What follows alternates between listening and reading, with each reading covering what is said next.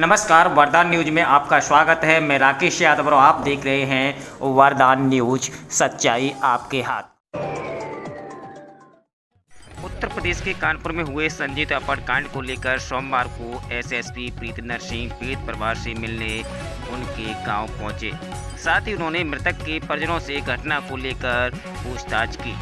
SSP ने कहा कि इस पूरे मामले की जांच फिर से कराई जाएगी। उन्होंने कहा कि हत्यारोपियों को कोर्ट से रिमांड में लेकर घटना की जांच की जाएगी। इस हत्या को जिस मकान में अंजाम दिया गया था उस मकान में फोरेंसिक टीम द्वारा जांच भी कराई जाएगी। ब्यूरो रिपोर्ट, वरदान न्यूज, कानपुर। कोई बोलना नहीं है। संजीत परिवार को क्या बात हुई, आपकी क्या बात है? देखिए, आप सब लोगों को पता है कि इस परिवार के साथ एक इंसिडेंट हुआ। इनका बेटा, इनका भाई जो पहले गायब हुआ था, उसके बाद पता चला किडनैपिंग हुई है उसकी। किडनैपिंग के बाद फिर कुछ दिन बाद रैंसम की कॉल भी आई। उसको ट्रेस करते ये फाइनली कुछ अभियुक्त अरेस्ट हुए हैं जिन्होंने इस घटना को कबूल किया है। परिवार का आज ये कहना है कि एक तो जो उसमें कुछ चीज़ें हैं, जैसे इन्होंने बताया कि उसमें एक बैग गया था, वो बैग बरामद नहीं हो पाया है। जो बाकी चीज़ें उस संजीत की बॉडी भी अभी तक बरामद नहीं हुई है।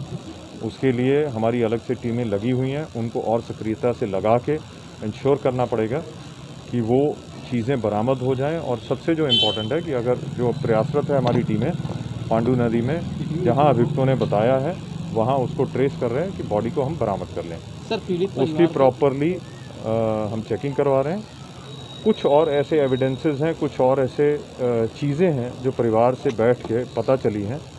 उन सभी चीज़ों को भी इन्वेस्टिगेशन का और इंक्वायरी का पार्ट बना के उन सभी एंगल्स को देखा जाएगा। उसमें तमाम चीज़ें हैं, कुछ सीसीटीवी फुटेजेस हैं, कुछ ऑडियो हैं, कुछ कॉल डिटेल्स हैं। ये सारी चीज़ें जिन जिन से उनकी बात हुई उन सबको री एग्जामिन किया जाएगा। और अगर आवश्यकता पड़ी तो जो अभियुक्त गिरफ्तार किए गए हैं कोर्ट से परमिशन लेके उनसे दोबारा से पूछताछ, फर्दर इंटरोगेशन करने की आवश्यकता पड़ी तो वो भी की जाएगी।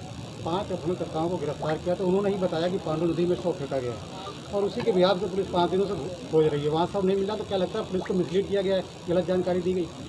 देखिए, दोनों एंगल से इसको देखना पड़ेगा। अगर कोई ऐसी मिसलीड वाली, जब सारी टीम से बैठ के बात होगी, सारे एविडेंस को एक बार दोबारा रीलुक किया जाएगा, फोरेंसिक साइंटिस्ट को बुला के उनसे reconstruction of scene of crime करवाया जाएगा। तो क्या उन्होंने मिसलीड करने का प्रयास किया? तो अगर हमें ये शक होगी कि उन्होंने मिसलीड करने का प्रयास किया तो हम ये भी इंश्योर करेंगे कि उनसे पूछताछ प्रॉपर्ली हो जाए दोबारा। अगर ऐसा है कि क्योंकि ये इंसिडेंट होने में जो उन्होंने बताया वो काफ़ी दिन हो गए हैं, हम प्रयास कर रहे हैं कि उस बॉडी को बरामद किया जाए जहाँ पे अभियुक्तों के द्वारा बताया गया। हम उसको दोनों एंगल से देखेंगे, क्या कोई मिसलीडिंग इसमें कोई एविडेंस है, या अगर मिसलीडिंग एविडेंस नहीं है तो हम प्रयास को और सतर्कता से करेंगे और उसको प्लान्ड तरीके से करेंगे ताकि हमें उसमें सक्सेस मिल जाए। जिस गाड़ी से अपहरण होने की बात कही गई थी, उस गाड़ी को जब पुलिस जब्त करने गई तो गाड़ी स्टार्ट नहीं हुई। पुलिस धक्का मार करके उसको थाने तक ले गई। तो क्या लगता है कहीं कुछ गड़बड़ी है पूरी कहानी में? दोनों चीज़ों को चेक करना पड़ेगा। देखिए, उस वहाँ की सीसीटीवी फुटेजेस और बाकी चीज़ें देख ली जाएंगी और गाड़ी का भी टेक्निकल मुआयना करवाया जाएगा।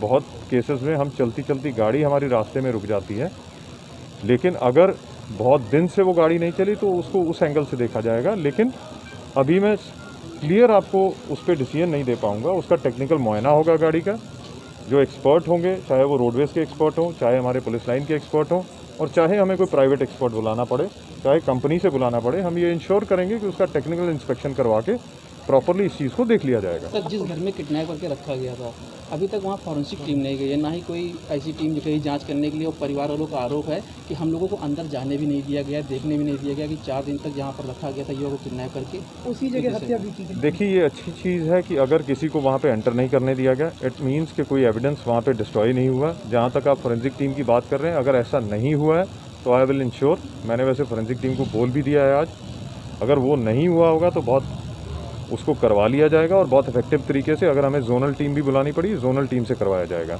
और अगर हमें स्टेट जो हमारी लेबॉर्ट्री है वहाँ से डायरेक्टर एफएसएल से बात करके करवाना पड़ेगा, तो वो भी हम करवाएंगे।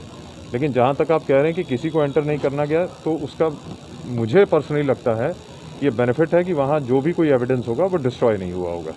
सर ये नहीं लगता कि अभियुक्तों को जेल भेजने में थोड़ी जल्दी कर दी गई, थोड़ा और उनसे इन्वेस्टिगेशन किया जाना चाहिए था?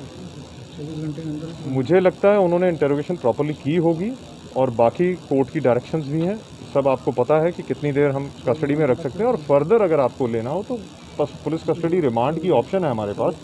हम बार बार प्रेयर करेंगे कोर्ट से, अगर आवश्यकता होगी तो पुलिस कस्टडी रिमांड लिया जाएगा, और जो भी पुलिस कस्टडी रिमांड पे अभियुक्त आएंगे तो उनसे जो फर्दर पूछताछ या फर्दर कोई एविडेंस कलेक्शन करना है तो वो भी किया जाएगा। पीड़ित परिवार का सर पीड़ित परिवार का एक और कहना है कि जो मेन अभियुक्त है उसमें राम शुक्ला, उससे मुलाकात नहीं कराई गई, ना उससे मिलने दिया गया, बाकी अभियुक्त से मुलाकात कराई गई, बात कराया गया।